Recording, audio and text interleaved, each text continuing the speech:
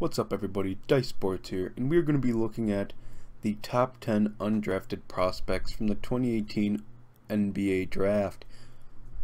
And in my opinion, this was a really good draft. I mean, this draft was so deep. You had guys like Devontae Graham and Jalen Brunson going in the second round. I mean, just a really deep draft, and these are the guys who went undrafted, and these were huge surprises to me. So, here they are. Starting off at number 10, we have Dakota Mathias, shooting guard from Purdue, who was a senior, 6'4", 200 pounds. And he signed with the Cleveland Cavaliers. And during his senior year, he averaged 12 points a game, 4.1 rebounds, 3.9 assists, and 1.2 steals a game. He also averaged a field goal percentage of 47% and a 46.6 three-point percentage. He was one of the country's most accurate shooters over the last 2 seasons, and he's been just putting in the work, and over the last couple years he's just been named a really good 3-and-D player, and I feel like he deserved to be drafted, and that's why he is on this list. At number 9, we have Jalen Burford, a shooting guard from Arkansas. He was a senior, 6'2", 202 pounds. He signed with the Minnesota Timberwolves, and during his senior year, he averaged 17.9 points a game, 3.9 rebounds, and 2.5 assists. He also averaged 1 steal a game on 47% field goal percentage and 43% from 3. He was a prolific shooter, and he ranked 90th. He ranked in the 90th percentile as a pick and roll ball handler, and in the 80th percentile in isolation. And not only that, he won the MVP of the Portsmouth Invitational in April, and he held his own in the NBA Combine scrimmages. He did really good in those. He really proved that he belongs in the NBA. At number 8, we have Kenrich Williams, a small forward from TCU, who was a senior, 6'7", 210 pounds. He signed with the Denver Nuggets, and in his senior year, he averaged 13.2 points a game, with 9.3 rebounds, 3.9 assists, 1.8 steals, and half a block, on 47.7 field goal percentage and 39.5 three-point percentage. He's a good shot maker, a very good passer, and he also plays good defense. So all in all, Kenrich Williams is a good all-around player. He's not an extremely good player in a certain area, but he is decent everywhere. So that is why he went undrafted. At number 7, we have Theo Pinson, a shooting guard and small forward from North Carolina, who was a senior, 6'6", 195 pounds.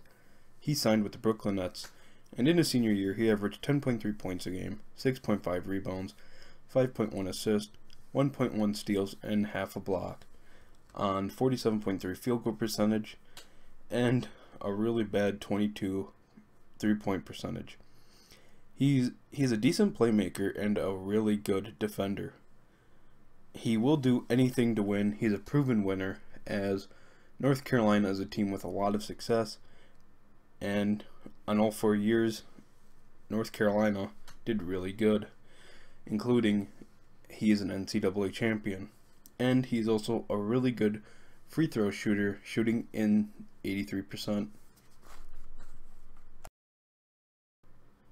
At number 6, we have Trayvon Duval, a point guard from Duke who was a freshman at 6'3", 186 pounds, and he signed with the Houston Rockets.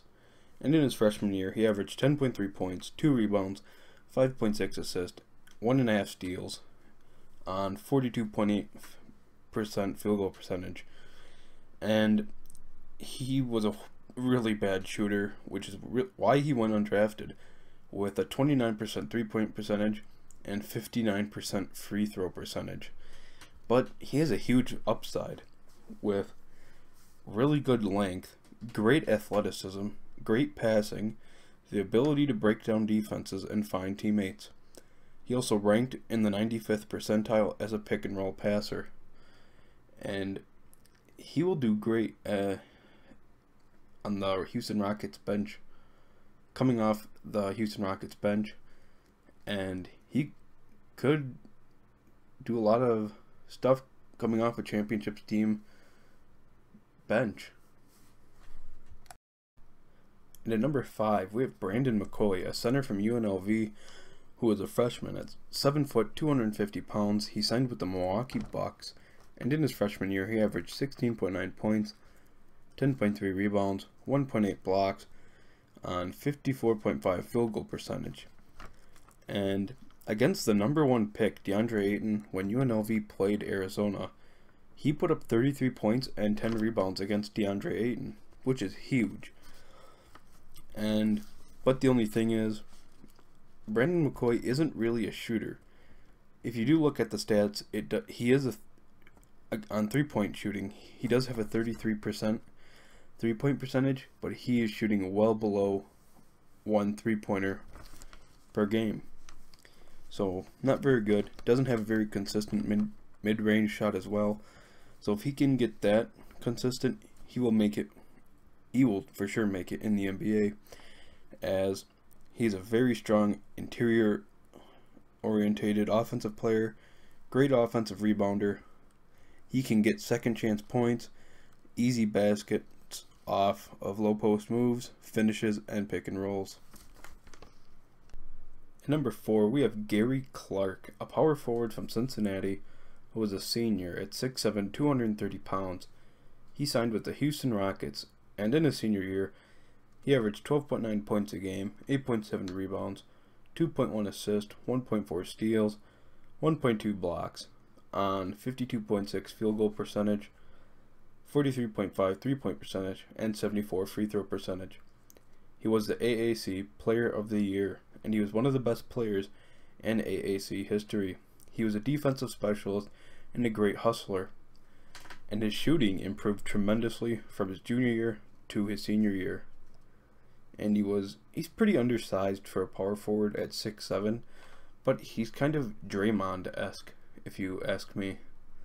That's who he reminds me of, is Draymond Green. At number 3, we have Alonzo Trier, a shooting guard from Arizona who was a junior at 6'5", 190 pounds. He signed with the New York Knicks, and in his junior year, he averaged 18.1 points a game, 3 rebounds, 3 assists, on 50% field goal percentage and 38% 3-point percentage. Also a very good free throw shooter at 86.5 free throw percentage. He has a 40-inch vertical. His spotting up off the ball ranked in the 86th percentile.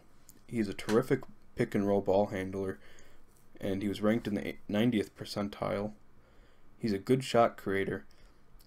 He's a pretty good athlete, and surprised everybody when he stayed for both his sophomore and junior year.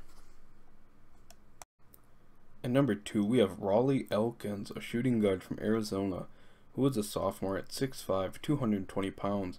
He signed with the Toronto Raptors, and in his sophomore year, he averaged 13.1 points a game, 4.8 rebounds, 2.5 assists, 1.3 steals, 0.7 blocks, on 43% field goal percentage, 36% 3-point percentage, 72.4 free throw percentage. He has three level scoring ability. He has NBA toughness. He can drive, he can pull up, and he has spot up shooting ability. He can also defend decently as well. He's also really athletic. Everything to love, but he's decent in everything. He's very decent in everything. There's nothing he's really outstanding at.